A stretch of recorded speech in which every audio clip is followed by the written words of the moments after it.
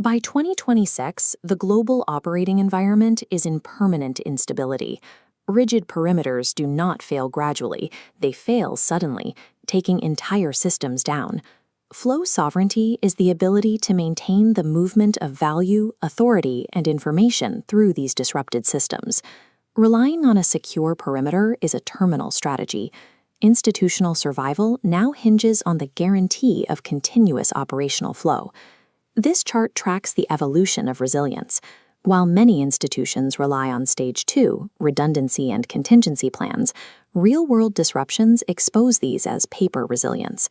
True stability requires moving to active stabilization, where systems function autonomously under stress. In a complex network, failure rarely occurs everywhere at once. Instead, a single interface triggers a cascade across the entire system. This is the pivot domino. It is often an invisible node, like a real-time payment gateway or an energy control system. Protecting every asset equally is impossible. Resilience comes from identifying and securing only these critical few points. The Asset Vulnerability Mapping Framework discards traditional asset valuation to focus on systemic vulnerability. Each component is evaluated across 5 dimensions: exposure, dependency, replaceability, control, and liquidity latency. This reveals the structural gap between perceived safety and actual vulnerability. This is resilience debt, a hidden liability created by outdated systems that remains invisible until stressed. Under prolonged disruption, systems suffer of technical failures and human coordination breakdowns. This chart tracks the System Fatigue Index, measuring how these compound over time.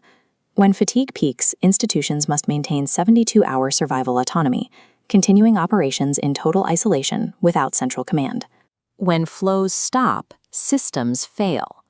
To achieve this, systems use mesh governance, pre-authorized nodes that act independently to maintain continuity when the central network fails. A new layer of risk is expanding through non-human identities, such as API keys, tokens, and automated agents. These autonomous entities now vastly outnumber human users. They act independently and can amplify minor failures at a scale that human operators cannot contain. Maintaining operational flow requires strict identity control over every autonomous element within the system. Survival is measured over months, not just minutes following an initial shock. Testing for 24-hour outages ignores the inevitable degradation of resources and structure.